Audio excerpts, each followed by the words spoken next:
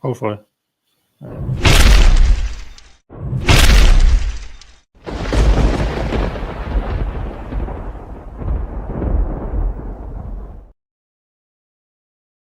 Hi, welcome to TS Paranormal Productions. I'm here with Ghostly Gatherings from the UK. You guys are, I'm probably butcher this, Leighton Buzzard? Leighton Buzzard. Leighton Buzzard. It wasn't too bad. And that is a little north of London. I looked at the map here. So why don't you guys introduce yourselves and talk about how you became a group? Okay. My name's Emma. I'm the founder. I set it up about 6 years ago, and it's slowly grown over the years. We now have a group of 18 to 20 team leaders, so it's getting bigger by the year. This is Neil and Tracy. Hi. Hello. You guys have been with me about a year now, haven't you? Yeah. But I've still got some of the original team as well on board. And we kind of take it in turns, depending on where our events and our live streams are, and whatever's convenient for those involved. They come along and do their thing when it suits them, really. We're very laid back and relaxed about it all. All right. So 18 members, that's a lot. I mean, it seems like a lot of groups now are going smaller. Does that help you being so big, or? It does, because we've all got day jobs. So there are times when some people can't do it because of family commitments or work commitments or other sort of stuff, holidays and that sort of thing. So it always means that I've got team members available on the night. You guys do a lot of like private investigations for people then? Yeah, we do a few. I often go in and do private houses. I go and do some house cleanses as well for people. So it's not just the investigation side of it. I also do the house cleansing and stuff like that as well. Okay, so let's talk about UK a little bit. You're my third group.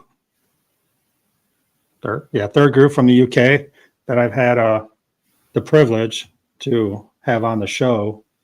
I know you guys probably haven't been over to the United States or anything, but you guys have so much history, everything jam-packed right there, it seems like, compared to what we have over here. Yeah. Leighton Buzzard itself is probably 1,000 years old. It's an old market town. It was mentioned in the Domesday Book. And the town itself is coming up for about 1,000 years. So that in itself has got the most amazing buildings just on our doorstep.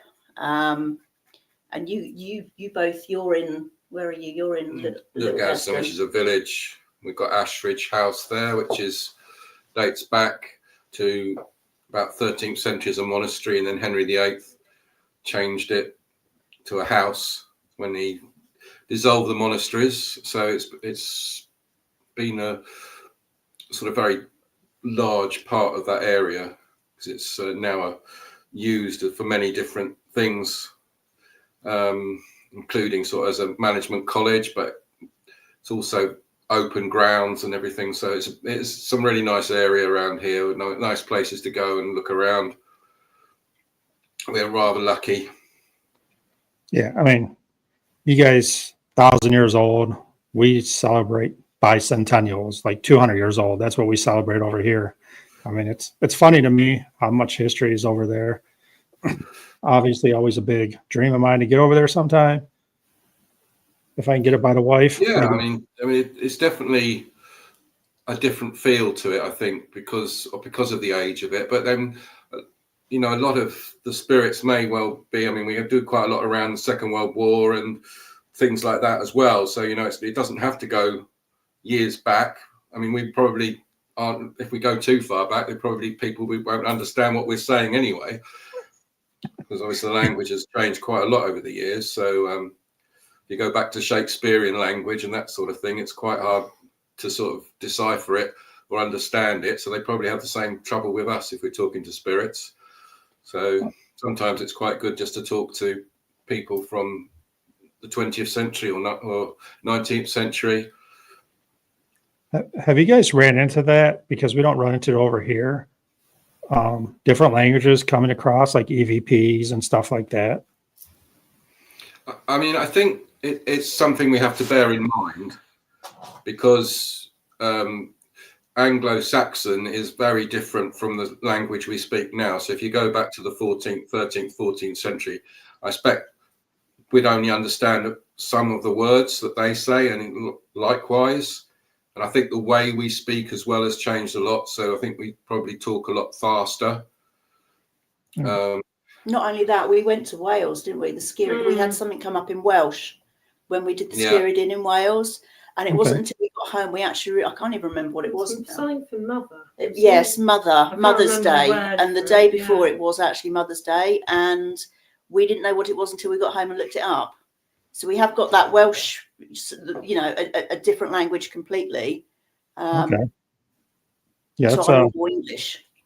I want to go to Wales. That's where my family's originally from, is Welsh. I'm like 80% Welsh or something like that.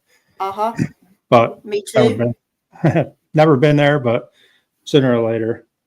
No, it's interesting because I don't know, it was a long time ago. I was watching a show and they were, I think, in Germany and they were getting like American EVPs, and people question it because they spoke German, and they say, oh, when they do EVPs, it comes over as what we can understand, which this was like 20 years ago. We didn't have Google Translate then, so I don't know how that works. That's why I was just wondering if you guys get different languages. We have used Google Translate. I think we used that as a Skirrid a little bit, didn't we? We did, yes. Yeah, we did use that. And that is a tool we can use if something like the Welsh language. I mean, most people now that speak Welsh, I don't think that, you know, they speak English as well, so they probably understand everything we say from that point of view. But, you know, obviously if they speak in Welsh, it's important for us to be polite and sort of be able to reciprocate that if possible. I do wonder though sometimes with spirit whether it is actually you don't need language as such, it's more the intention of what you're trying to if you're picking up on something, feelings and stuff like that. Do you guys use a lot of like equipment, Too important. like EMF detectors, and you know, we talk because I think as Tracy said, you know, you often get feelings and emotions more than probably words. So you get that kind of, when you go to somewhere that you feel there's something there and you feel that presence, and they maybe communicate through touch or feel or just sort of making you feel a certain way. Yeah. No, I mean, it's interesting. I mean, EMF and REM pods and everything, it's kind of like universal language, I guess, for spirits. They can touch it and we can understand that they're there. So no, it's interesting over there with a different language. It is exciting when you do get EMF responses and REM pod responses. It's exciting for the people that are at the events and that sort of thing. But, you know, quite often it's the more subtle things that make the biggest effect to us. Because, you know, we kind of have probably more of an understanding of it or more of a feeling when we're there. You know, you suddenly feel your hair stand up on your arms and that sort of goosebumps and that sort of thing. You suddenly almost sort of feel a presence. We kind of have a mixed feeling on some of the equipment though, don't we? You know. Yeah, we're becoming more and more sceptical about it as time goes on. Certain things, words. I mean, we don't use apps at all. I just don't think they're worth bothering with. But we have a Hexcom, which is obviously poor man's Ovilus, but we don't get a lot on there. We've had a couple of hits, but I don't know whether it's that have tied in like really quite well. When we're doing a board or something like that. But sometimes it's more like for. But we kind of use the Hexcom as a way of actually prompting questions rather than using it as proof that we've got something. It's a much easier way of just continuing the conversation with the spirit if you've got something in the room at the time. Yeah, so kind of like a starting point type stuff. Sorry? Kind of like a starting point, like yeah. So I read on your Facebook that you guys have empaths, mediums. I forget the other word you guys used. So, I mean, 18 people, you have to have a lot of like empaths, and do you have psychics on your group too, or? Yeah, I'm a psychic medium. I've also got another lady who's psychic medium. We've got a few empaths, we've got a few clairvoyants, one clairaudient. We are a mixed bunch, but then we've also got a few that have no gifts whatsoever, and I think they bring something much more important to the group, and that is that they keep us grounded when we're going off getting really excited and they're not feeling anything. It kind of makes us stop and think, right, okay, let's step back a bit, let's just see what we've actually got, and it keeps us on a level, because we do want to be genuine. We don't want to take people down a path that may not be completely what we think it is. So they kind of give us that grounding, don't they? Yeah. That they don't, it's good to have all sorts on board. Oh yeah, definitely. I mean, you have to have your skeptics. I mean, Yes. it's sensitives. So can you explain to me, because I've heard of psychic mediums, I've heard of clairvoyant, but what is like the definition of someone being clairvoyant? Clairvoyant is where they actually see spirits. Okay. So I do actually see them as though, like Neil and Tracy sat here now, I see them like that. I can walk into a room and they'll be sat there. So that's clairvoyant, that you can actually see. Whereas some people use their third eye and get an impression of something. I see it as a physical form. Okay. So that has to be a lot for you, though, being psychic, medium, and clairvoyant. I mean, because you're going to feel I'm walking around all the time, seeing all kinds of stuff, hearing all kinds of stuff. There are times when I just say, please just leave me alone. We have a spirit in our house called Marcus, and he's constantly on the go. Now, my son, he's just walked in the door, actually. He's clairaudient, so he hears things, but he's also an empath, and he picks up on people's emotions. And I'll often get a message from, oh, Marcus is walking around again. Can you tell him to go away for me, please? And it's just constant all the time. So, I mean, a little off topic. What do you find the hardest to, I guess, deal with? Like empath, psychic, medium, or clairvoyant? The empath is probably the hardest, just because your emotions can be constantly up and down. I mean, I can walk into a room and just burst into tears for no reason whatsoever because I'm picking up on that energy. And then other times I can just laugh out loud and be really happy. So it's just this whole up and down of emotions all the time. I mean, thanks for explaining that, because I've heard clairvoyant before, but never really got a definition of it. But that's kind of cool. Like that word doesn't come up too much over here in the United States. Okay. There's the different clairs, isn't there? Yeah. Clairaudient. It's mainly psychic, mediums, sensitives over here. That's what they call it mostly. So. Okay. Well, a psychic medium is somebody that has all manner of gifts, for want of a better word, but also I can actually communicate, and I can get words come through and actually get information from them.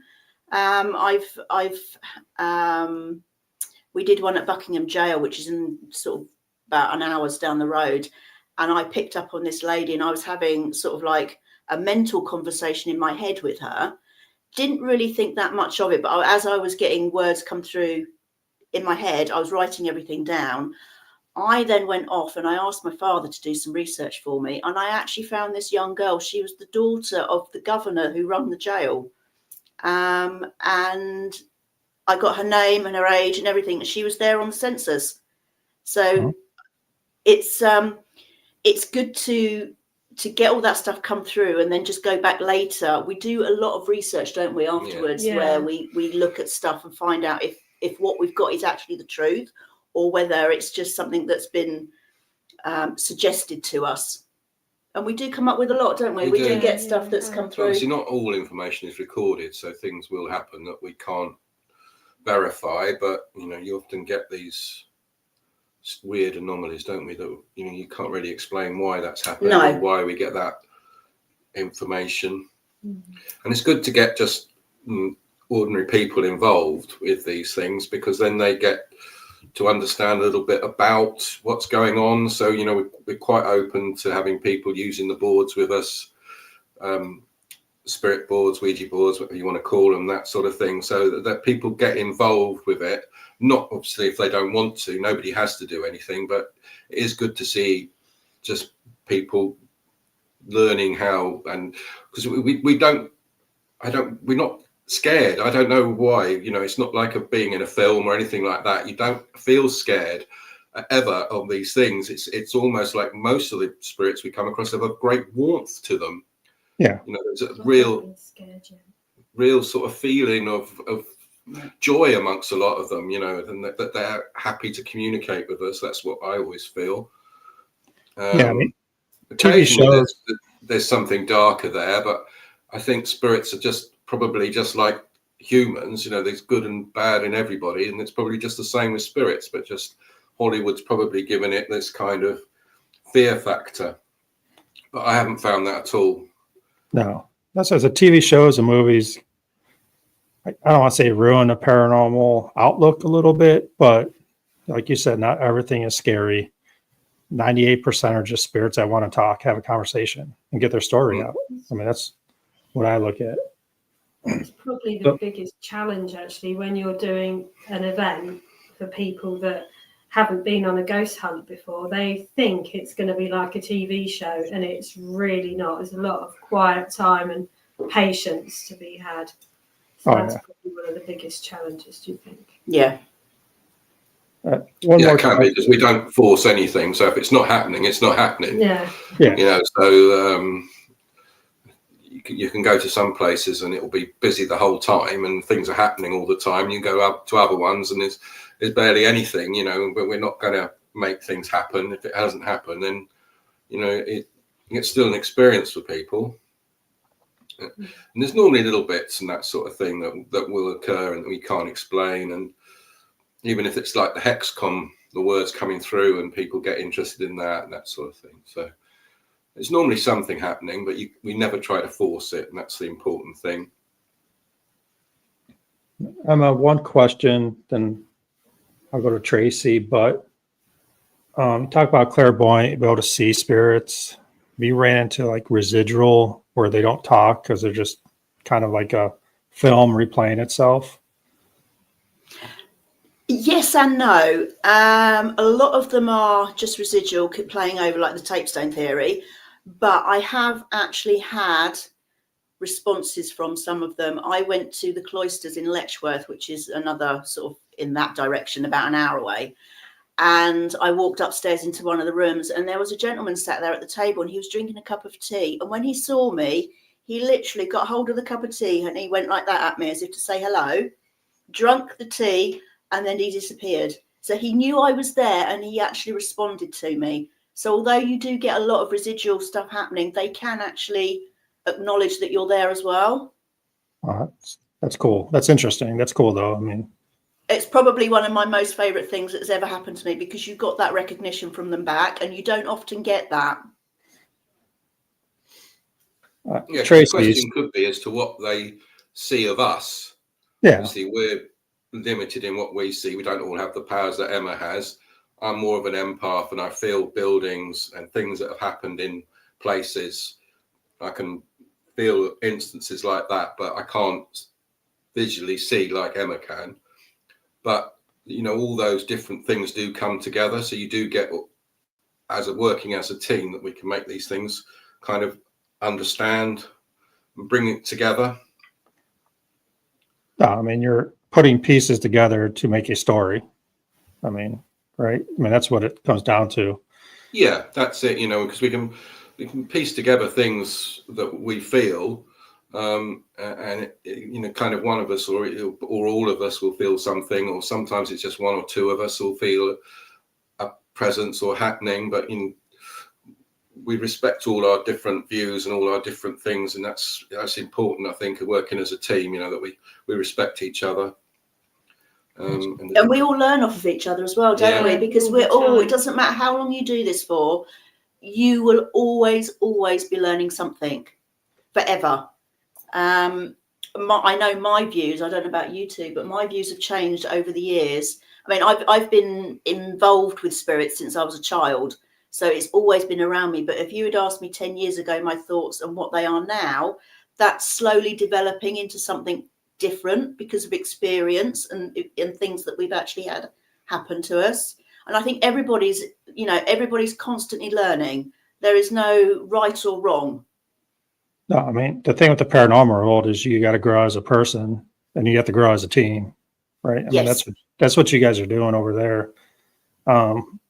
We see it some here in the United States. A lot of it's not, it's their way or no way type stuff. And the teams I try to work with kind of seem like growing, learning from each other, being a better investigator, because, the end goal is to get, spirit story out there. And some people forgot about that here. So it's a difference they between lose their way sometimes, don't they? And what should and shouldn't be done, what their main end goal is, and that is to prove to everybody out there that what we see is actually happening. And also, we have to be respectful to the spirits. Yeah. I think that's a key thing for us, is that we are very respectful towards them. We appreciate the fact that they're communicating with us. So I think we have to pass that over to them, because if they're going to spend time or whatever or energy communicating with us, then being respectful and not pushing them. I've been to a couple of other events where they were very pushy towards the spirits, and almost threatening them and accusing them and that sort of thing. And I think that gives it all a bad name. I think you have to be respectful. Oh, definitely. So Tracy, you're quiet back there. So I'm always quiet. I'm the quiet one. You're the one that just kind of observes everything. Yeah, that's what I'm trying to hear. So what got you into the paranormal and joining this group? Oh gosh. I don't know. I've always had an interest, even from a teen. There's always been something. I could never put my finger on it, but I was always really interested, but also really scared. So anything I was experiencing, I'd shut it out. It was like, no, I don't want to know. I don't want to know. And it was only sort of recently I thought, no, because I've always watched the TV programs. I've done all that, just interested in history. And I just thought, no, I'm going to go on a ghost hunt. And I was dreading it. Well, not dreading it. I was looking forward to it, but I thought I was going to be terrified. I thought, I can't do this. I'm going to be so scared. And just fell in love with it, didn't I? Mm-hmm. And then, can't stop me now. And I let everything in. I'm like, I'll experience it. I had something touch me on the back of the arm at the skirrid, didn't I? Yeah. That did make me jump, but it was okay. It was all right. Yeah. So, it's just sort of grown from there, really. But I couldn't really say what actually got me into it. It's just grown. Yeah. Has your fear gone down by doing more now? Yeah, I can even walk around in the dark now without being scared. Apart from the other day here when we were trying to talk to Marcus. I thought he was going to come out on the stairs. Yeah. I did put the light on then. But otherwise, my fear has gone down. I haven't had anything to really freak me out just yet. No, I mean, that's good. I mean, I think fear is some of it. I mean, I think some spirits feed off fear. Yeah. So I think it's good to have someone that's, I want to say fear, but a little nervous, a little scared. Oh, yeah. I think you're always a bit nervous.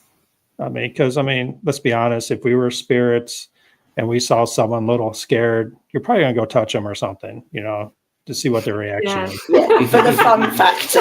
Yeah, that's fine. We always ask them to anyway, don't we? Yeah. So, yeah.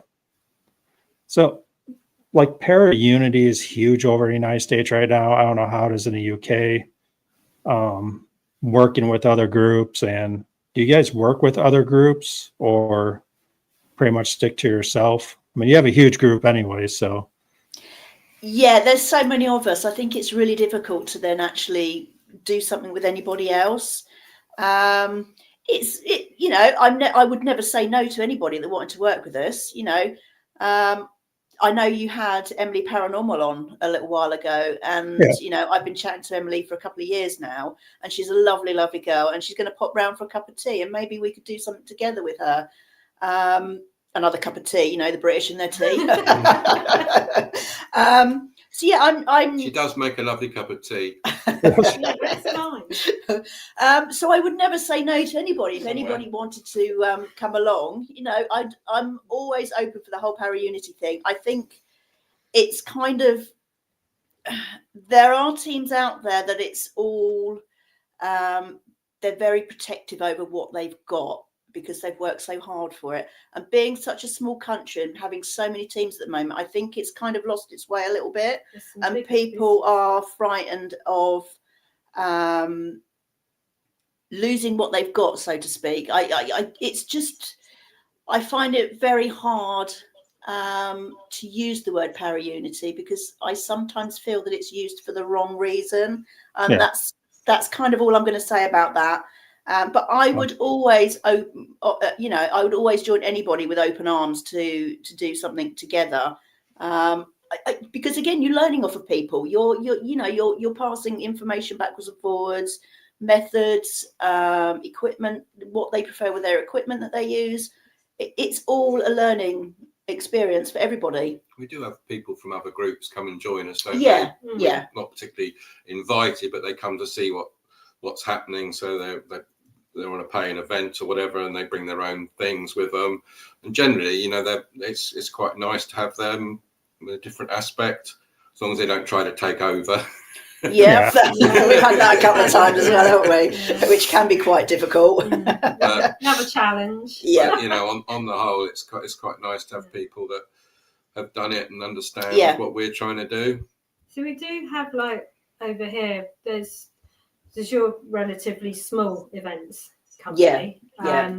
But there's some big companies out there that have got bought into little teams, haven't they? And sort of they take a lot of the custom, don't they? Yeah. Sort of I was actually headhunted by one of them a few years ago, and they offered me all kinds of things to get involved with them. And I thought about it. I'll be honest, I did think about it, but when push came to shove, I just thought, you know what? It's not fair on all the smaller groups that, you know, they're taking over and they're taking away the fun for everybody else because everybody's struggling to buy equipment and all the rest of it.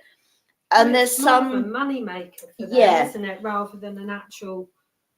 They haven't got the passion. I would say that because it's not their, I say business for the want of a better word. The passion isn't there, and it's just they just tick over. It's just a tick over. They have all the best venues, don't they? Yeah. Because it's so expensive to hire anywhere, and it just leaves us little groups. And I'm not talking about us, but all the little groups in the country. It leaves them to one side, and everybody's struggling at the moment to actually be able to afford to go out and do stuff. And it's wrong. It's really wrong. Yeah, it is. We're starting to see that over here a little bit. Not really companies buying places, but, you know, more wealthy people buying places and, you know, charging so much to go investigate. We have been lucky with the bigger places like Trans-Allegheny and Mansfield. I don't know who else. There's a lot of big places over here that the owners of those places keep it low, you know, for us to be able to go still investigate because they're just trying to keep the history alive. They're making a little money to keep the buildings upright. That's what they're doing. So been lucky, but you're starting to see more a business of it than what it's supposed to be. Yeah. So little groups I think are better. Smaller places I think are better. I think people are too in tuned into the big ones that have been on TV, you know. I think more like the smaller houses or the pubs or whatever you would call. I find them more fascinating than going to one that's been on a TV show before just to say you did it. Yeah, we've got we've got 30 East Street up north here, and I won't go there simply because there's been so many teams in there. And it is just a money-making thing for those that own the house, and I just won't pay the money just to go. You know, it's just so wrong. It's so wrong. I think that's nearly let out every single night. Yeah. Teams. Yeah. I don't think there's many nights where it's not let out to a team. So it's just a moneymaker, I think. Yeah. So I mean, you guys heard about the Annabelle doll, right? Yeah. Yeah. So you know, the comedian Matt Rife bought that house Yeah. one time. Yeah. I mean, from my understanding, it's $4,000 a night. Mm-hmm. Yeah. And you have to pay for them to review your footage.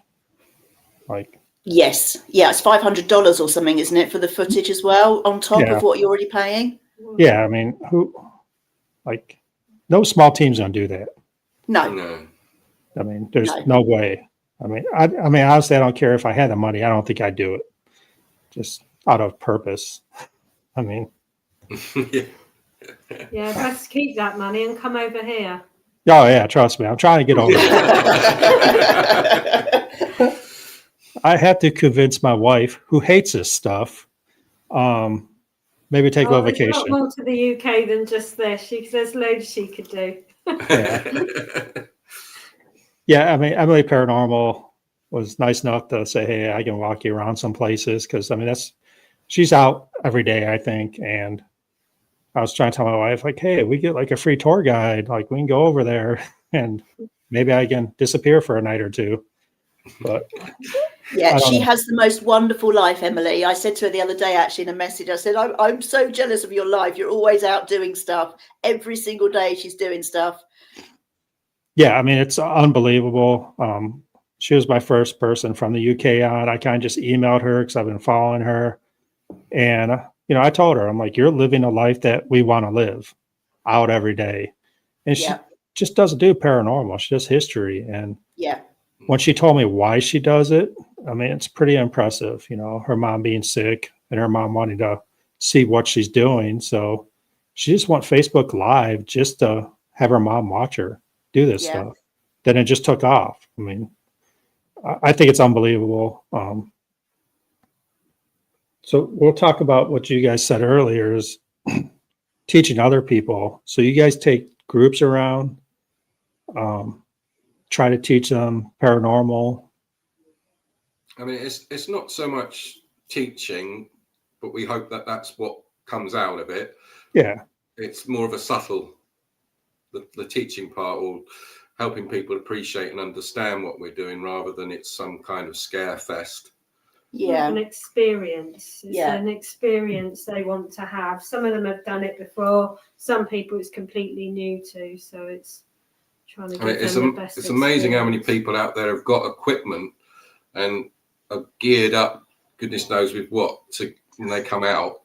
And I guess they just want some direction and some.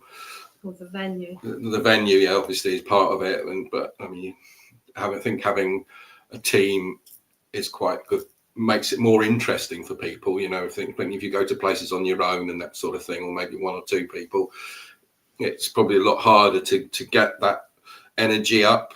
So we find that humor and things like that can get things going. You know, I think a lot of spirits like that energy, like that positive sort of energy that comes with humor. You know, quite often we're laughing and then something happens, you know, a tap or a bang or something that we can't explain, just from that energy that we're creating. So I think, you know, when you've got groups together, that energy can really have an effect and bring more out. So, you know, it's that kind of get those people feeling that this is not just about jumps and bumps and scares. I mean, sometimes it has happened. Sometimes I've seen people really freaked out by what's happened, and they will, you know, it's maybe even a life-changing experience for them. You know, they've all of a sudden they do believe in something that they perhaps didn't believe before they came to us. So, you know, you do have that. It's quite exciting when you see somebody really kind of like almost shocked or have that kind of experience where, you know, that they start to question what's going on around them. Yeah, I had a group of 5 guys turned up once. We was at Moot Hall in Bedford, and they were all skeptic. They'd had a couple of pints on the way there because they were a little bit worried and they didn't really know. But none of them were believers, and they actually left at the end of the night having had the most amazing night. And they booked up the next morning, 9 o'clock in the morning, the next lot of tickets, because they were blown away, and they all went home saying, "Thank you so much. You've really taught us a lot. We completely changed our minds now about the paranormal world. We were wrong." No, I mean, that's awesome that, you know, you can show people that there is spirits out there. They're not bad. You can talk to them and they'll talk back. Yeah.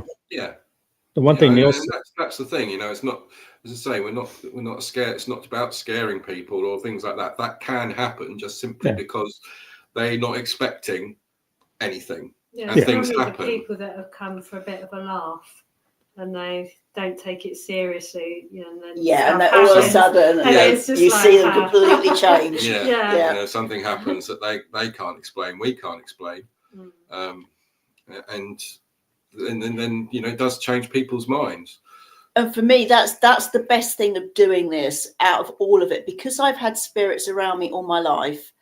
I've kind of, oh yeah, that's happened, this happened, and I kind of take it tongue on cheek sort of thing, because I'm so used to it. My excitement now isn't from the spirits, but it's actually watching the guests that arrive see something for the very first time, and you see their face light up and you see them get excited. That for me is what this is all about now.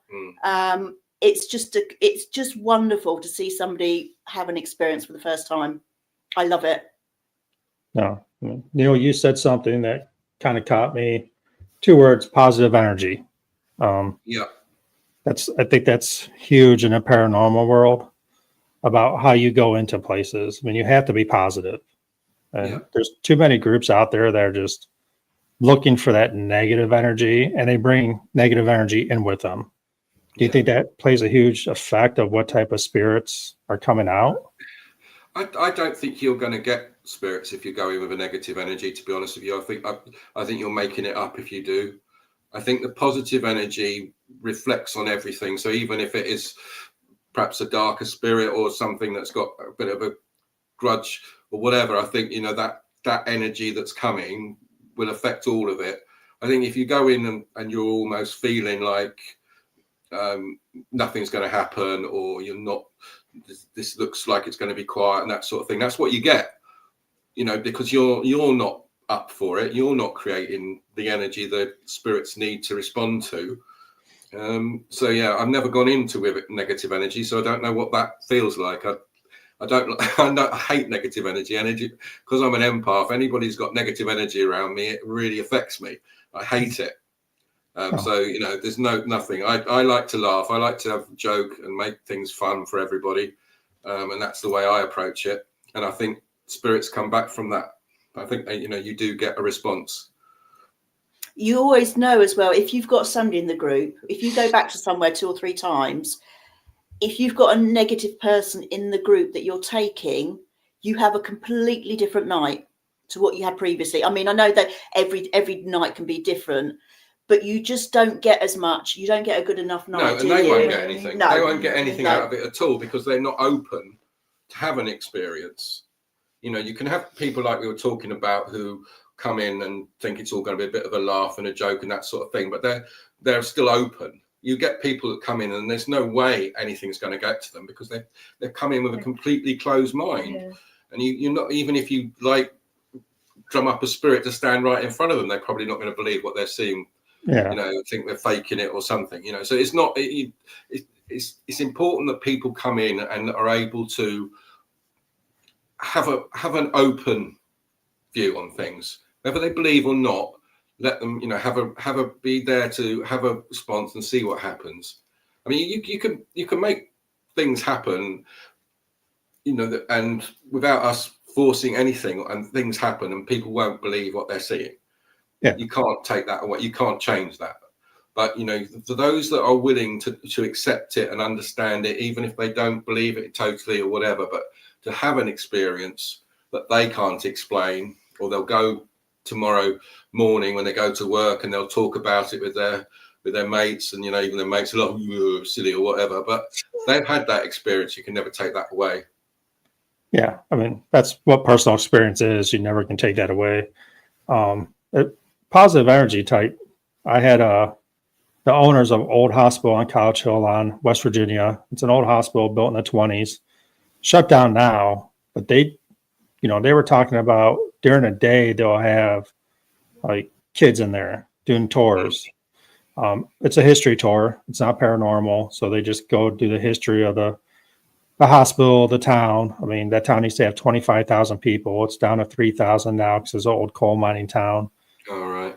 But, you know, the owner said that when someone comes in that night for an investigation, the spirits are, I guess you say, ramped up a little bit more, a lot more consistent, a lot more. And that's probably because of the children being there and being in a hospital, bringing joy to those patients, you know, because back in the day, you know, I always said, like, when grandma was in a hospital, she always smiled when grandkids walked in the room. So Yeah.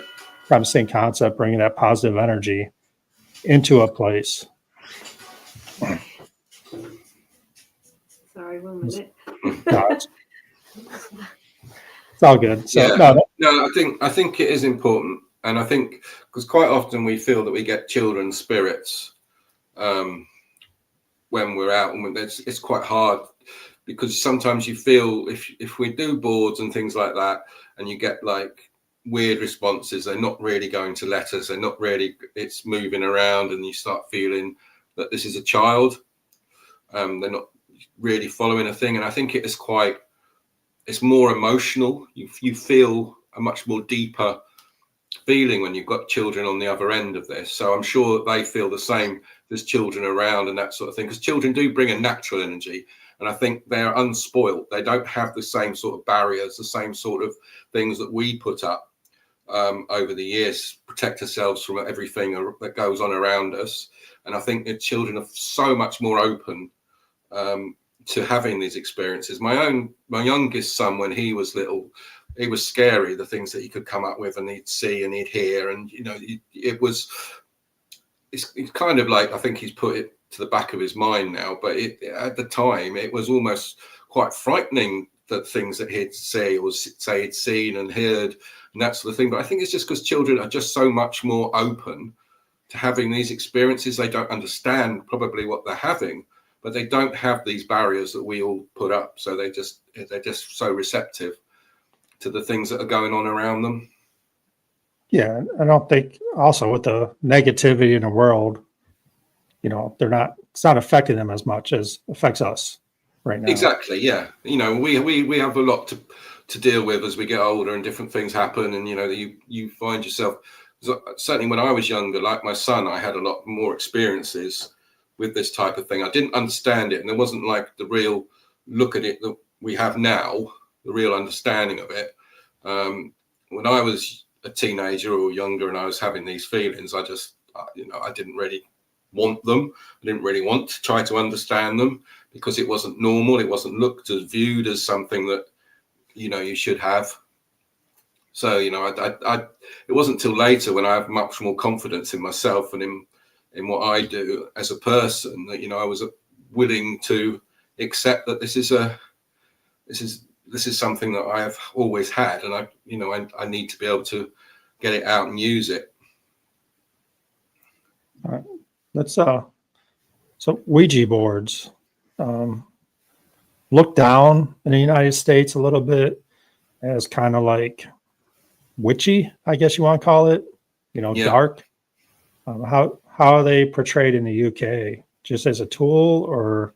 I think, you know, we do get everything that you get. So, you know, everything that happens over in America and Hollywood and everything like that is here. So I think that's what people's main impression is, that it's something to be scared of, something to be intimidated by. So, you know, I think that's the first thought. But we do have a lot of people that come along and say, nope, not doing it. I can't do it. It's too scary.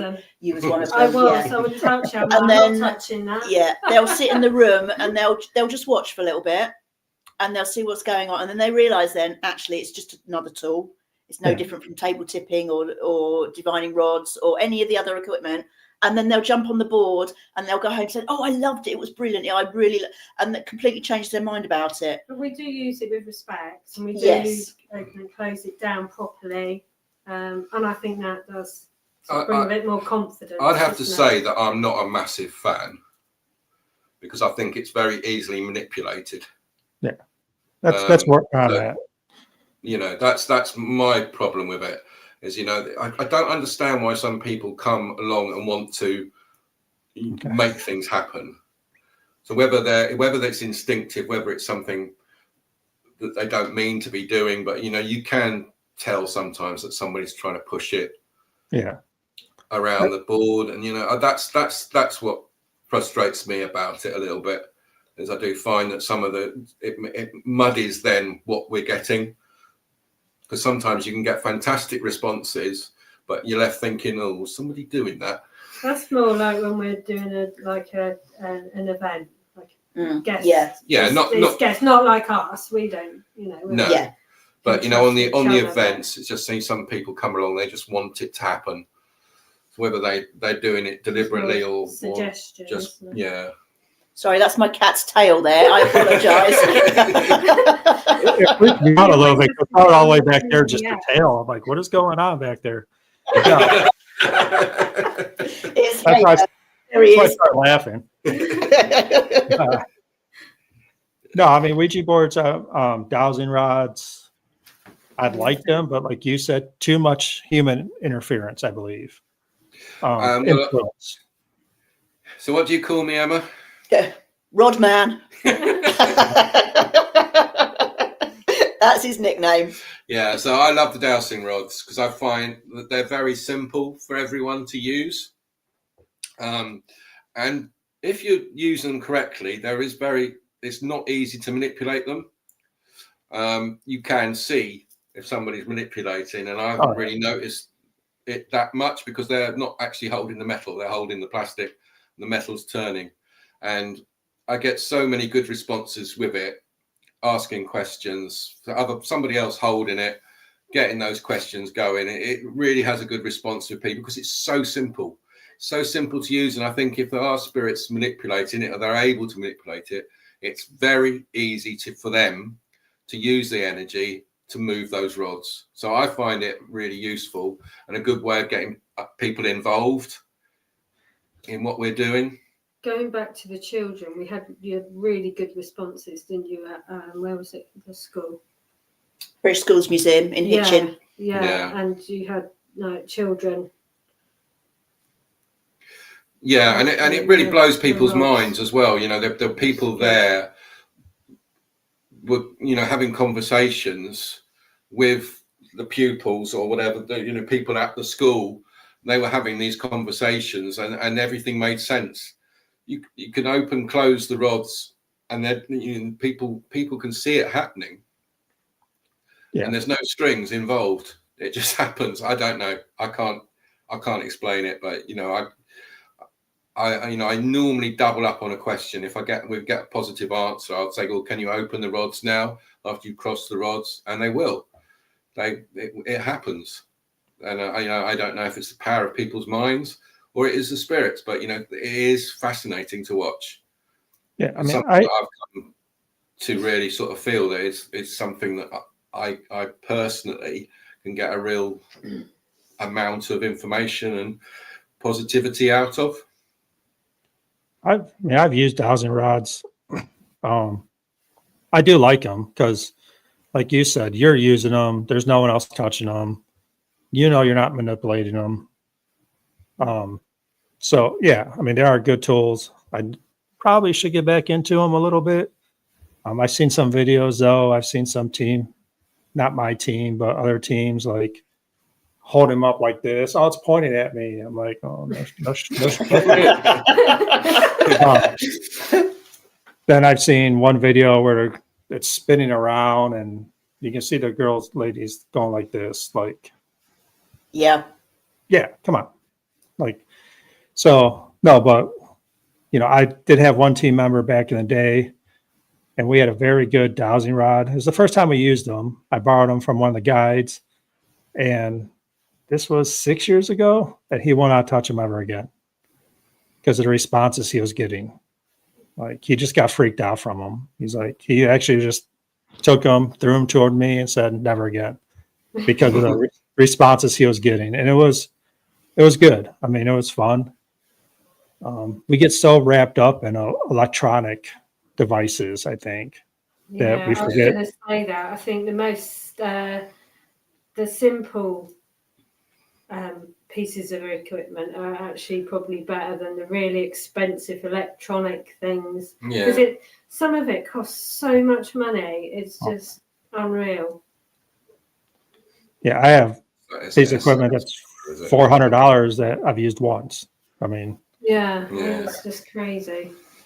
And we have an SLS camera, but we don't. I don't like using it because it just triggers so easily. Yeah. On anything that looks remotely human, it finds a shape. Yeah. And I've actually proved that in an event when we was at the I think it was at the Cromwell. Everybody got excited, and like I say, we don't bluff anything. And I was at the front of the room, and they were all watching from behind at the back of the room. And I just walked over to the table, and there was a bag on the table. I picked the bag up and put it on the floor, and this image completely disappeared. And I just said, that's why I don't like them, because they can just give so many false readings all the time. They're so big. It's just a really massive. I think the electronic things definitely things like EMF meters can really trigger things and make people start to ask questions and sort of feel like there's something going on. I think that sort of thing really does help. But I think we're never going to get totally focused on that, because the things that have been tested for years are the things that really get people going, that they're interested in. I quite like a cat ball. I think the I cat like a balls cat ball. can be really impressive, and just it's simple. just sitting there, and then it goes off. It's like, especially prompted. like EMF detectors. You need EMF for it to go off. It's simple. REM pods, you have to break the field for it to go off. It's not like the obvious or the PS device where supposedly they manipulate the EMF to create a word. We had this conversation the other day, and I just said, well, how? I just can't get my head around it. So it's like, I mean, interesting. They're fun to use. I mean, it could be a good start, to an investigation. If nothing's happening, break out the obvious, maybe get some words that can create, start your investigation and get more evidence that way, or responses. I don't know. I mean, have you ever used Novulus and actually got something that's tallied up with the history of the place and got the words come through? No. Okay. There's your answer, really, isn't it? Yeah. I mean, you can manipulate the words to what you ask a question like, who's here? And it goes outside, so you're like, oh, you're outside. I mean, you can spin words all you want. I mean, it doesn't. The only one that we had that I thought really, really blew my mind was at the Skirrid Inn. When I had the word stones come up, we were in separate groups. Yeah. And then, I thought that's a weird thing to have. Could be a surname. I don't know. So we swapped groups, didn't speak in between, did we? Because we were on different, sort of time. And then you had the stones thrown at you in the same room. That was weird. Yeah. That's the only time. In fact, I had stones thrown at me all night, didn't I? Because I woke up in the morning and I had stones in the bottom of my sleeping bag when I woke up the next day. Bizarre. The weirdest thing, wasn't it? So what's your go-to equipment for everybody? I personally love a board, but I only love it when I'm with people that I know very well. For me, it's my own body, because I'm psychic medium. Excuse me. I don't actually need any equipment, but I know there are people in the room that do. So I'm just happy to just sit there and sit and feel what I get. If I was to use a bit of equipment, then it would be the board that I would go to first. Just because you can get so much information from them. Neil? No, Have you not got a go-to? I don't really. I mean, like you, I do like the board. I don't really have anything, because I'm the same. I'd rather just sit there quietly. You started doing the pendulum, haven't you? Yeah, I've started doing that with the crystal pendulum, but I do like to sit there, which you can tell because I'm quiet. I like to sit there quietly to see if I can hear anything, feel anything, just soak up whatever's there. But equipment-wise, I wouldn't say I've got a favourite. I'm open to all of it, really. I think I've already answered mine. Yeah. You look like you're thinking pretty hard over there, but yeah, we know your answer already. But it's just that it can even people that have been to a lot of events, because we had a group that went to our last event, and there were 5 experienced sort of ghost hunters, and they didn't use the rods very much. We got so much response from it that they were really sort of blown by the effect it has, because they had all the electronics and all these different bits of gear. Didn't really get a lot out of that, but my God, did those rods move for them. They did say they were going to get there. Yeah. But yeah, it is. I just find it so simple to use and so effective, and I think that's why I like it. Because I'm quite a simple person, so if it's simple, it's all that much better. Yeah, I use a digital recorder. That's my main go-to. You always forget, don't you? What was that? Sorry. Yeah, for EVPs, digital recorder. Yeah, I mean, it's something we need to do more of. Yeah, definitely. I do way too much. So I have my recorder going the whole time, because you never know. So yeah, I think for us, because we've all got day jobs, we haven't got the time to sit down and go through it afterwards. So if we haven't got time to go through it, there seems little point recording it, really, because we're not going to. Can I just ask, Brian, what's the sort of best thing that you've had from that? I've had a couple really good ones. What was the one in Madison Seminary is pretty big up here. Those are some of my best EVPs. I had one of my group members never did an investigation before, so we took her, and she wasn't part of the group then, but she was scared, like scared. So we took her up into the attic. It's a huge room. A cat ball went off like 10 feet behind her. She jumped. She got scared, screamed, everything. She was done for the night. We went back probably 2 months later, and I said, you need to go do a solo up there and just face your fears. She wouldn't. She took her girlfriend up there, and she was explaining that what happened to her, the cat ball, and how she jumped. She actually tore her calf muscle jumping the first time. Yeah. So as she was explaining, this female voice went, I did that. Oh wow! Wow, that's brilliant. That's made me go all goosebumpy. Yeah, I love that. We really must do EVP.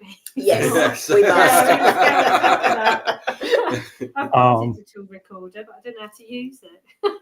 Another one that just happened. Did she jump? Did she jump when that happened? Did she hear it, or did that just come out in the EVP? Just came out in EVP. Wow.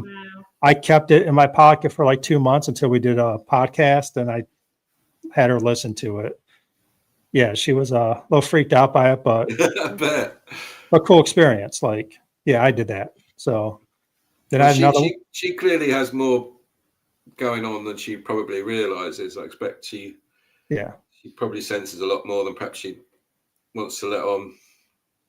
So one of the coolest ones I just got was in Madison again, in the back rooms.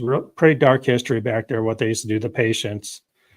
I was up there with a couple guys and just talking in a big room. Then we had 2 investigators come up that just like to talk, and they were just talking, and they walked in the back, and a female voice came over. We didn't have any females back there. And it goes, will someone please talk so they will leave? Right over the recorder. And I was like, what? So I was listening to them, like, will someone please talk so they will leave? That's what this female, spirit said. That's incredible. Kind of like telling the other spirits, like she was shy, like, hey, will you talk so these two people that won't shut up leave? Because they were loud and they were everything. That was a pretty cool EVP. But again, with EVPs, I record 30 hours on our trip and maybe a minute and a half of EVPs total. So it's a lot to go over, but I enjoy it. What do you think, Brian, that they see of us, the spirits? What do you think they get from us? I don't know. I mean, I think it's kind of like humans. Everybody looks at us different. I think some out there want to get their story out. And I think some just want to be left alone. So I think some look at us like not your group or me, hopefully, like, what are these idiots doing? I mean, I do sometimes wonder when we go to places which have been very overused, perhaps sometimes, and I do wonder if they just think, oh God, not that again. Go away, leave us alone, sort of thing. But and we do ask that question. If you want us to leave you alone, then let us know that as well. So they've got the option. Yeah, that's one thing I do. You ask, and if they say, I'm like, hit that REM pod if you want us to leave, and it hits a REM pod, we're gone. Like, we're leaving. Yeah, all right. And that's part of the respect thing. You have to understand that they well, I don't know. That's why I wonder sometimes what they see of us or hear of us, because I don't know if it's just our souls they see or if they see us as shapes. Well, some of them do and some of them don't. So I've asked a few times, because they quite often have had different responses when Emma's come to see what our group's doing and that sort of thing. And they sort of see Emma perhaps more than they see some of us because of her, I don't know, her power or whatever. They seem to see her as a brighter image than perhaps they do other people. We've actually had them refuse to speak when I've been in the room before now, haven't we? Yeah, we had that. Yeah. Yeah, because they're almost like startled, because this is all of a sudden this is something that really comes across to them that they see. And when she left the room, we have actually asked on the board what, did that figure impact you? And then they started talking again, and they just sort of said, it was a bright light, a brighter image that startled them. And so I do think, probably see us in different ways. Yeah. And I think if you're again a negative person, then they probably don't really see you. If they, that negativity, they probably just see maybe a dot or a nothing. Whereas I think the more open you are and the more you're with it, they probably see that much more of you. I mean, that's interesting because, a lot of people think like spirits are in a different dimension, than we are. So if you're in a different dimension, are they seeing us like we're seeing them and vice versa? Like, I mean, that's the thing, isn't it? We assume that they're seeing us because we're in the now, but their now could still be the now to them, if you're with me. So we're maybe interrupting their dimension. So they're with people like Emma can see them, whereas we can't, but they can see Emma more than they can see us.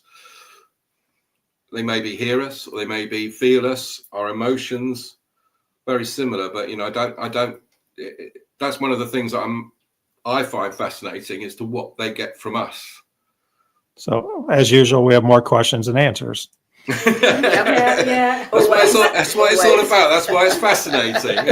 No, it is. It makes you think. But I would like to think that, because of that we had with Emma when, they came into the room. She came into the room and it went completely silent. Everything that was happening just stopped. And we just asked after she'd gone, did you see that figure brighter than us? And that, it was a sort of reconfirm that this was something that actually shocked them. And it wasn't just in that building, was it? We've had it twice now in two different places that's happened. So You know, that made me consider as to what they see. I think, you know, a normal person they'll see as maybe a shape, maybe a spirit, maybe a figure. But I think, you know, obviously somebody that's closer to that realm, they'll see a lot deeper, a lot more contrast in their world, in their dimension. It's going to make me think now for a while. So,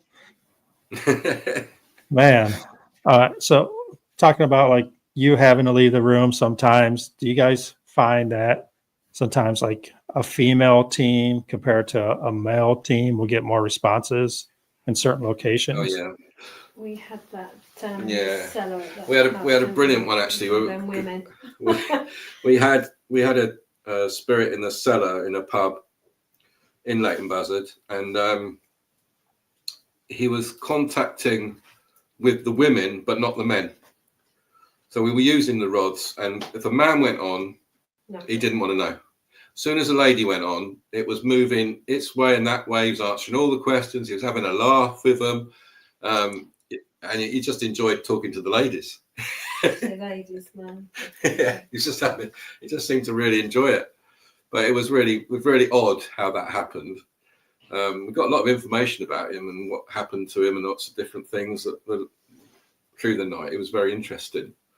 But I think this depends on the spirit. I think, and as I was asked this question by these ladies here, as to whether they think the customers have more respect for men, which can be a help. But I just think it's the person, you know. I just think it was how we deal with it. It's more as if you're taken more seriously as a man, wasn't it? Something like that. Yeah, because there's more women that are spiritual than men. So, yeah, it's just without sounding sexist, because I hate to. Oh, here we go. I'm always outnumbered, Brian. Help. No, I just think if you've got male investigators and you've got people turning up for an event, I think they're taken much more seriously than women that can be perceived as being a little bit hairy-fairy and like head in the clouds type of thing. Which we're really not. Which we're not. Not at all. But I do think men are taken more seriously in the paranormal world. Don't look at me like that. I don't know. I think it's very equal. Yeah, I think it's. I think. Deborah Lynn asked, "Why do you think a dark spirit would hang around?"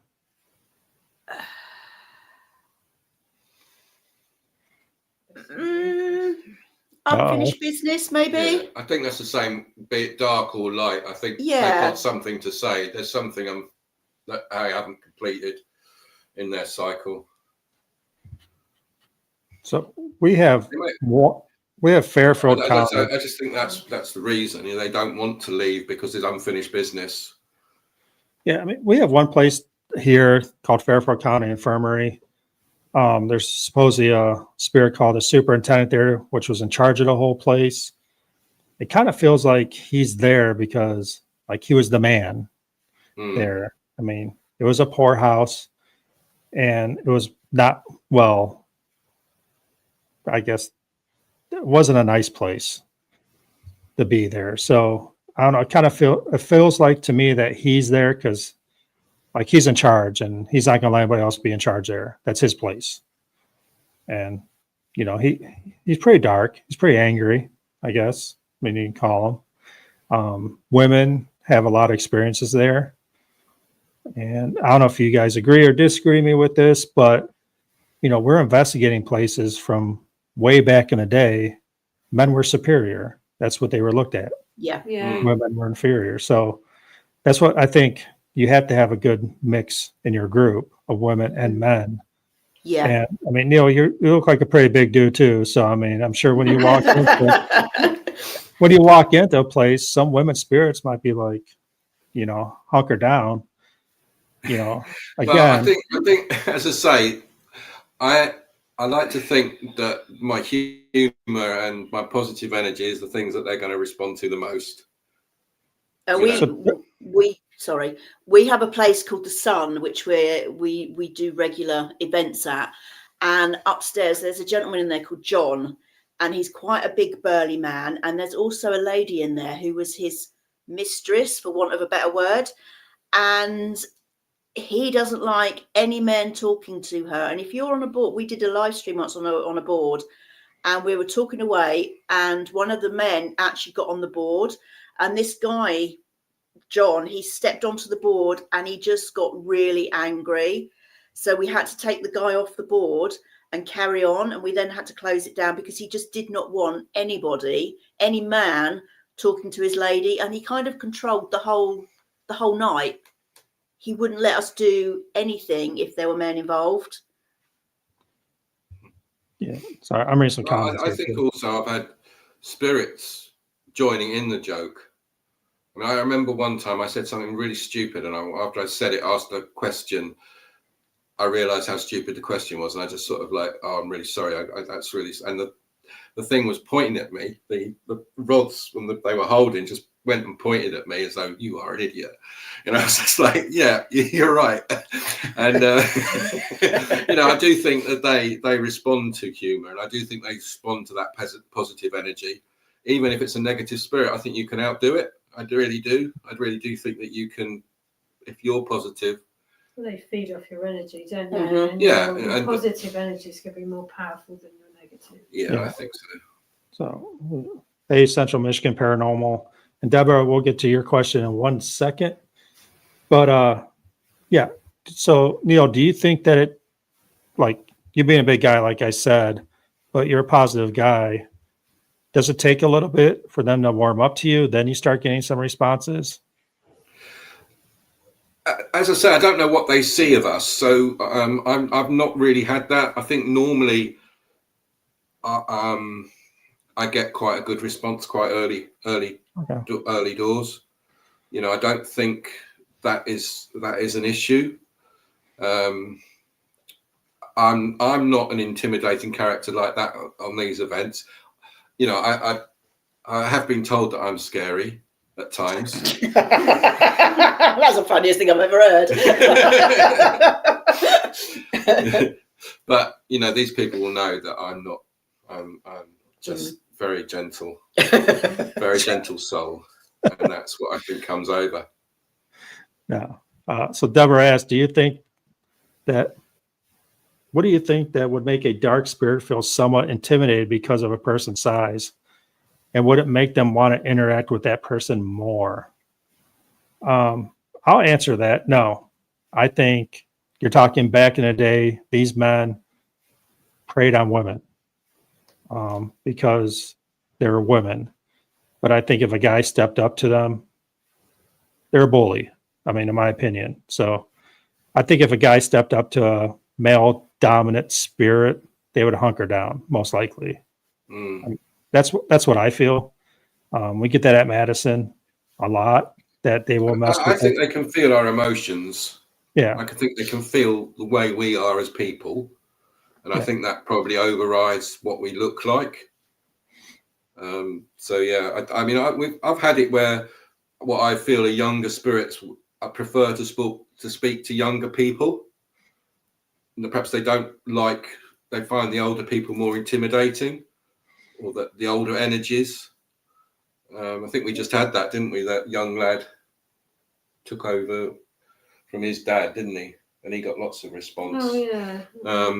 Because we thought it was a young female, and she seemed to be willing to speak to the son, but not the dad. And I think, sometimes that what the person that they relate to the most is the person they're going to contact.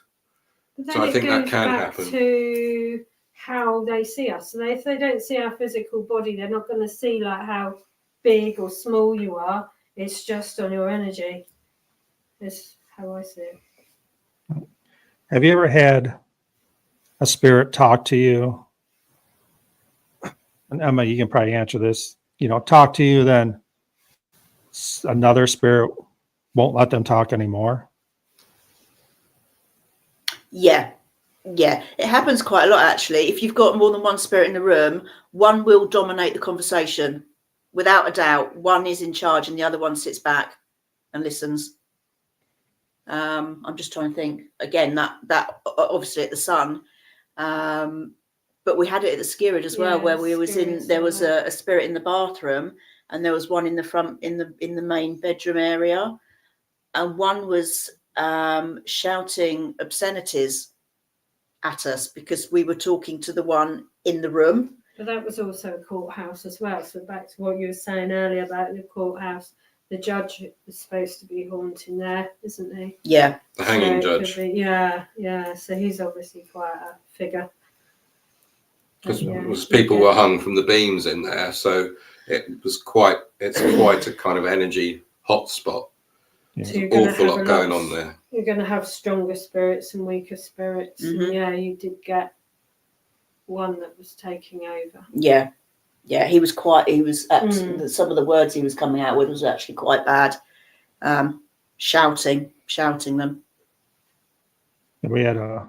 We're doing one location where it was part of the Underground Railroad, and there was 3 kid slaves there, and they were very, I guess, open, felt comfortable. My niece was there. She's 19. Kept tugging on her shirt, like, hey, how you doing? Then I sent 2 women down there because I figured, being back in the day, with slaves, I shouldn't be down there. See if they get more responses, and they did. We went back a 3rd time with the whole group, and it got pretty dark down there. Like a male dominant spirit came up, and was pretty much, you don't talk to those kids. They're slaves. They're mine. And my niece actually I had to get her out of the room because she back pain, something was stabbing her in the back, and it was pretty bad. She got overwhelmed there. So, so let's talk about one thing we haven't talked about, and that's the Estes method.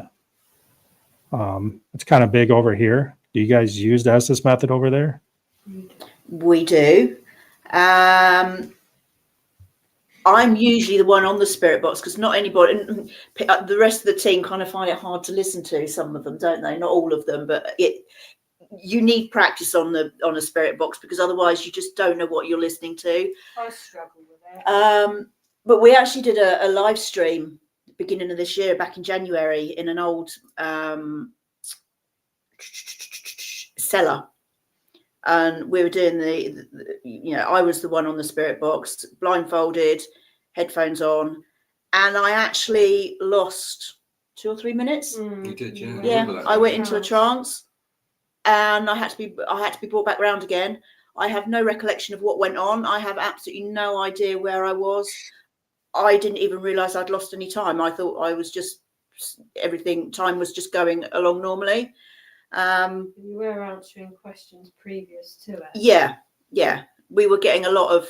I can't even remember. Was it a gentleman in there? Because you were doing the rods to start with, weren't you? And then we decided a spirit box. But yeah, that was really, that's never happened to me. I've only ever done one lot of trance meditation, and I didn't like it, and I said I'd never do it again, and that was voluntarily. This just took over, and I had no control over it whatsoever, and it was quite worrying to think that if I was here on my own doing that, who would bring me back round again? It was quite a scary thought to think that Halo would, wouldn't Halo, yeah. He'd just bite me.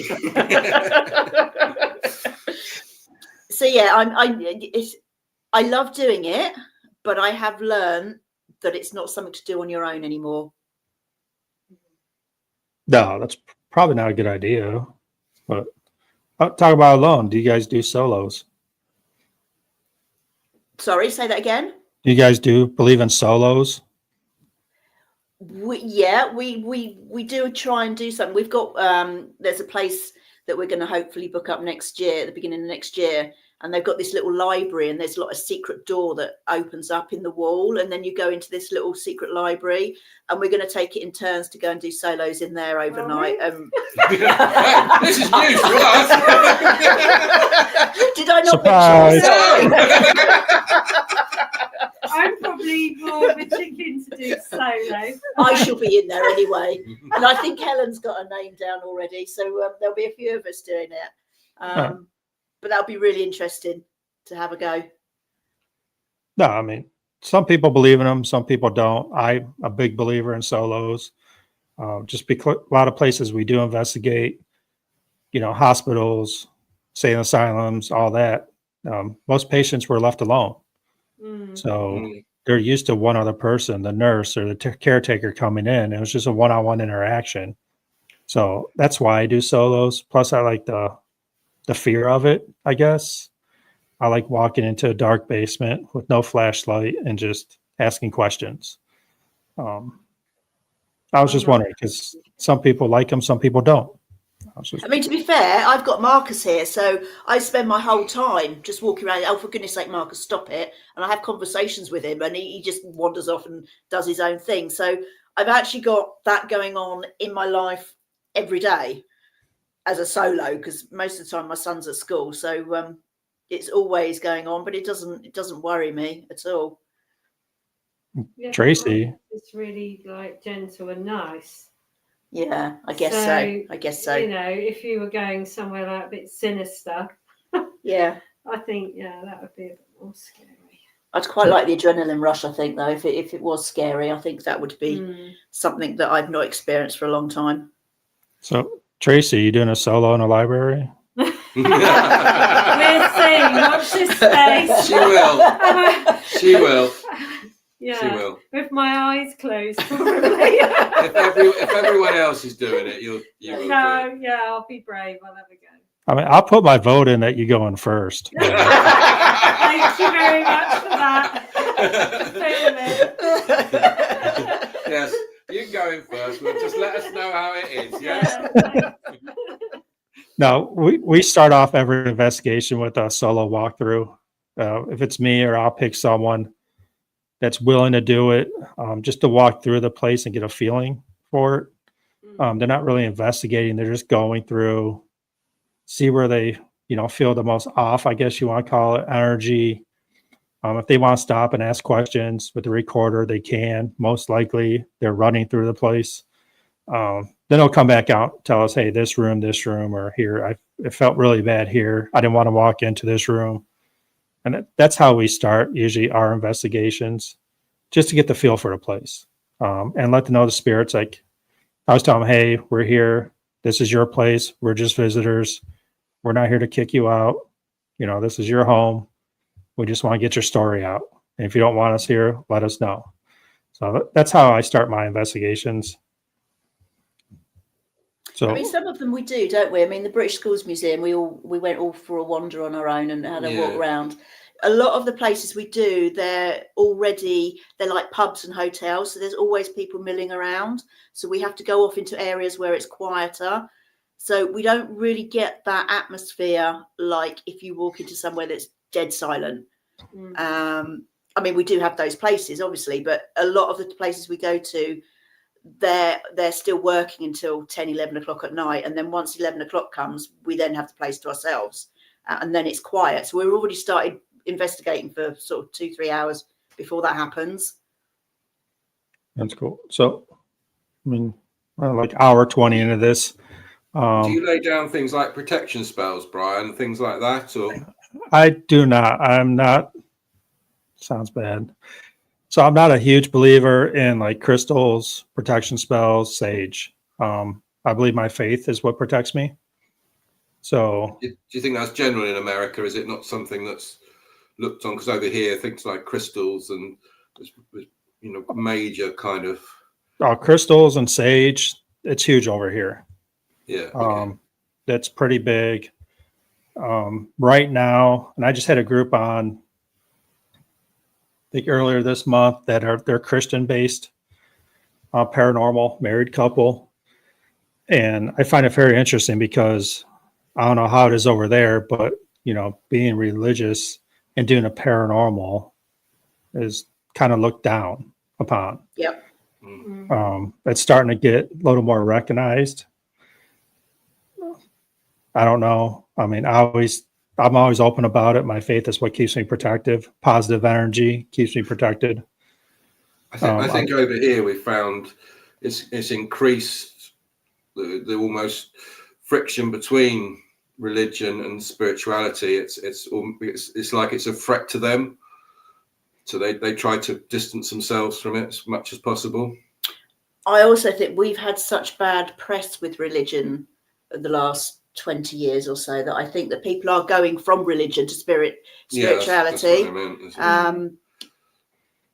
As an atheist, I don't have a faith, so I have to find something as a protection thing. And being spiritual, I just find that protection prayers are the go-to for me because it continues in what my beliefs are. Whereas, you know, if you have a religion, you've already got that protection there, because it's all about working with intention, isn't it? It's that intention thing. Whatever your intention is, whether you're religious, spiritual, or nothing, that's what you use. I mean, everybody believes in something, whether it's that they don't believe in anything, they believe in that. But it's because I mean, there must, you know, I believe there's something bigger than we are, because if there isn't, then what are we bothering to do all this for? And that's part of the reason why I would like to get some answers along the way. Yeah. Because, you know, I don't know what it is. I mean, everybody's got their own idea of religion, but a lot of them cross over. You know, we seem to find religion brings barriers between people, whereas a lot of it just crosses over so much that if we look for the similarities, it would, you know, it was so much better. But, you know, I think there is something more, and I think what we're touching on here is part of everything that religion is. Yeah, I mean, don't get me wrong. Like, I have people in my group that do crystals and sage. I have no problem with it. I'm not against it. I think your belief is your belief, and that's what protects you. I'm all for it. Like, I've heard of protection prayers. Do you have a certain one you use, or is it depends on, I don't know what they are. I'm not going to lie. So, I mean, protection prayer, like, do you have a certain prayer you use, or? Yeah, I do a protection prayer at the beginning of every event, every live stream, every investigation, every house. And I ask everybody involved to do that.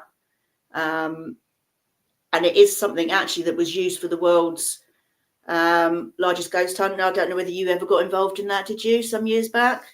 No. They had a number of psychic people that developed these prayers, and that's the one that I use. Okay.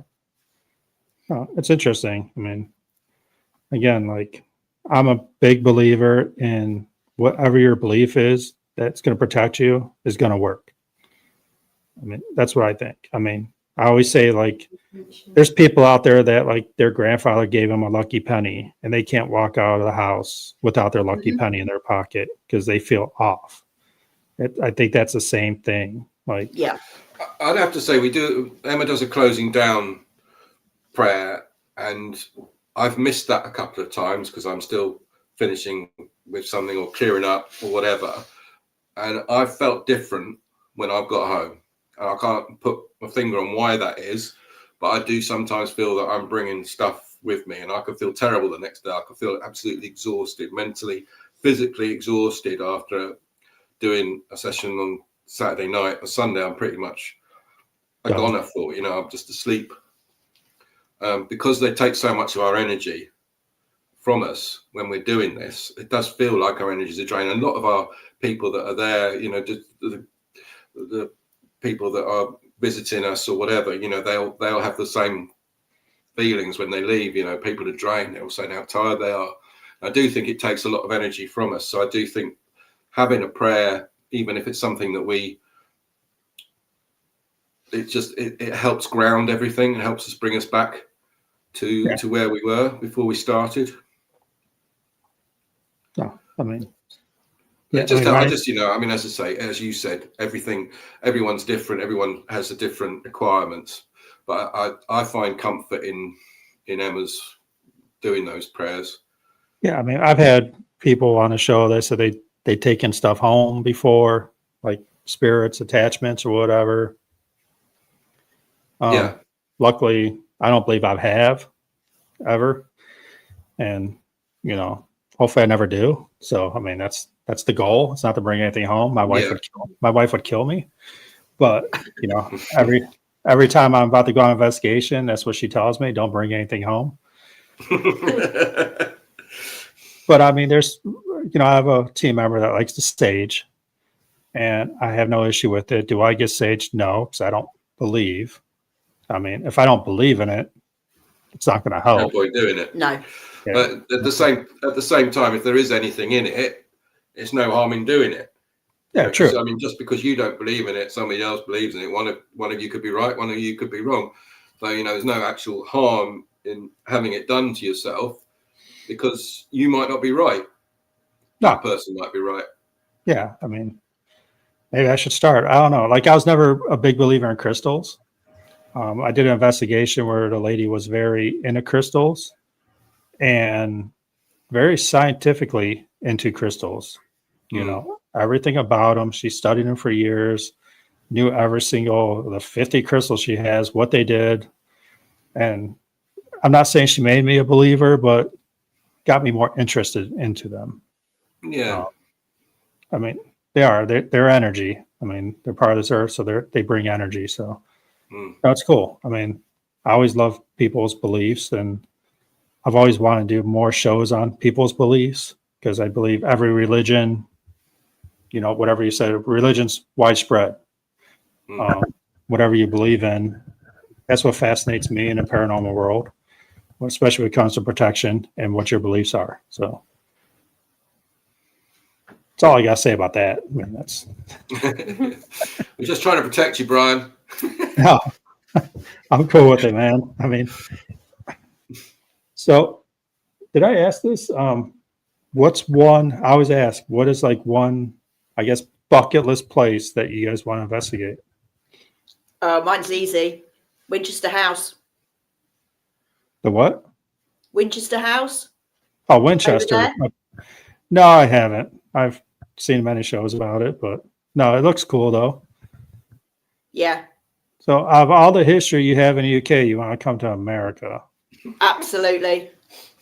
We're actually planning a trip, aren't we, in a couple of years' time to come over, but we haven't decided where we're coming yet. We're still in the debating bit. Well, the problem is with America is we're so spread out. Yeah. Like, I was talking about this with paranormal penny pinchers. Like, they get 60 places within 2 hours. You might have 3 in America. Mm-hmm. I mean, you have to travel a lot in the U.S. to get to each place. So I'm like, you're talking Winchester House from my house. I mean, that's like a 6-hour flight, Wow. Yeah. Yeah, well, we're really lucky then, aren't we? Yeah. Yeah. When you say that, it makes us realise that we've just got everything just here. Yeah. Yeah. You guys have everything there, and we're all spread out. No, there's some cool places in the United States. Have you got a bucket list? I don't know about a bucket list. I've got quite a few places I'd like to do. I'd like to go to Chillingham Castle. I love the north of England. I really want to go up north and do some places up there. So that would be good. So I mentioned mine earlier, actually, Ashridge House, because it's somewhere that I've lived near all my life, and I've been around a lot, but I've never been able to do an actual investigation there. It's such a busy place. They do so many weddings. And my son's one of the managers there, and I'm trying very, very hard to persuade him to let us loose, because they have crypts there that date back to the 1300s. The Black Prince has got an altar there, and the Black Prince, I think he must be about in the 1200s or 1300s. It's fantastic history, and I know it all so well, but I've not done an investigation there, and it would just be fantastic to be able to do it. My son is the same. This son is the same son that was when he was younger, had all these experiences, and he's had quite a few things happen there that he can't explain. And so have a lot of the staff. A lot of staff have seen apparitions and things like that. And so, yeah, I would, because it's not really been done that much. It would be fantastic to have a go. No, I asked this question on every show. The most surprising answer I ever got was the Vatican. I mean, Yeah. Well, I'd like to have a look in there underground in where Yeah. they've got all their information and different things that are going on in there. They've got a lot of knowledge that isn't available to the rest of us. So that would be, that's why I would reckon that somebody will want to do the Vatican. Yeah. I mean, we talk about religion and like paranormal, like split. But when someone has an issue, who do they call? You know, Ghostbusters? yeah, Ghostbusters. No, I mean, when they have a supposed demon in their house, you know, they call a religion, the Vatican, Catholics. So why are we so spread on between crossing over religion and paranormal? But when they want protection, they call their church. Yeah. Yeah. It's I a mean- fear. It's a fear of it. Yeah, I mean, a lot of very religious people believe they know there's something out there. They just don't want to not believe, but leave them alone, I guess. I don't know. The thing is, they believe in spirits, they believe in the Holy Spirit. So why are we not all, when we pass, our spirit leaves us, so they've got to be somewhere. Yeah. I suppose they don't want to believe they're still here, that they've actually crossed over, maybe. Yeah. I don't know. Well, Some spirits say goodbye, don't they? They come and say goodbye. yeah. There's plenty of evidence that. Mm. I mean, I've even seen a thing where people's weight changes when their soul leaves them, and they've been done investigations to show that we do have an aura. So there is a suggestion that this will leave, and that maybe some spirits come and say goodbye. Maybe some spirits on that way get lost, or some spirits have got something left to say. But, you know, I don't think really there is a massive gap between religion and spirituality. I just think that spirituality is something that's questioning what is out there. We want to know the answers. Yeah. It's not just about having some belief in something that whether it exists or not. We want the answers to what it is. My grandfather, he ended up in Cairo during the Second World War, and he was a very religious person, but because of all the atrocities he experienced during the war, he lost his faith. And him and my father used to have these huge debates about religion and all the rest of it. And my granddad actually said to him, when I go, if there's an afterlife, I'm going to come back and let you know. 2 days after he died, my father actually saw him at the end of the bed. And it was like, there, see, told you, there is. And he just disappeared. My father doesn't actually believe that it happened. He thinks he was dreaming. But I'm not so sure. I think he must believe it somehow. Otherwise, he wouldn't have mentioned it. He would never have talked about it, would he? Yeah. Something in his mind. Yeah. But my granddad came back to say, yeah, there is. And then nobody's seen or heard from him since. But that's the whole, you know, going from religion to spiritual beliefs. He was kind of, he lost one and became the other, and then just came back to let us know. It was a nice thing to do, I think. Mm. Yeah. And I shall come back and annoy all you lot when I go. You definitely will. 100%. I mean, you guys talked about like unfinished business, and you know, he made a promise to your dad. Yeah. So, you know, he came down. Yeah, there is. Yeah. Later, you know, love you later, and that was it. Yeah. So, no, that's cool. That's a cool story because I mean, yeah, you can make a promise and still keep it in an afterlife. Mm-hmm. So, all right, so we're hour 40 minutes into this here. Keep saying I'm not going to do this, but here we are. But no, again, it was a pleasure talking to all three of you. Learned a lot. Thank you. Thank you. Yeah. Really good. Learned a lot. More questions than answers now. I got to look into about how they see us. Thanks, Neil. I mean, I appreciate that. If you ever come over to America, send me an email. Will try do. Will do. Will do. Right. If I'm ever allowed to the UK, I'll send you one. But Yeah, I'm do. hopefully I don't drink tea though, so I'm sorry. I'll go to the pub though. Oh, that's fine. Yeah, that's good. Yeah. That's a good. No, And we'll again, keep watching as well. Like I say, I've watched a couple. Was it penny pinchers you had on before as well? Yeah. I watched a little bit of that as well. They seem lovely. Yeah, I mean, all the groups over at the UK, like you guys are all about, I don't want to say teaching, giving people experiences. They do some charity work too, and just, spreading the knowledge of the UK and the paranormal, and just the history is unbelievable. That's why I always try to get UK members on. Try to get someone from Ireland on. They keep dodging me, but whatever, it happens. But yeah, I mean, thanks again. If you guys ever have anything coming up that's big, or an event that's coming up that you want to plug away, just send me an email. Come back on the show anytime. And Fabulous. Thank you. Again, always a pleasure talking to you. Nice meeting all three of you. Yeah. And thank you, Brian. Thank you. Thank you. And I'm just going to hit this end here, and we'll probably talk soon. Thank you. Cheers. Thank you. Bye. Bye. Bye.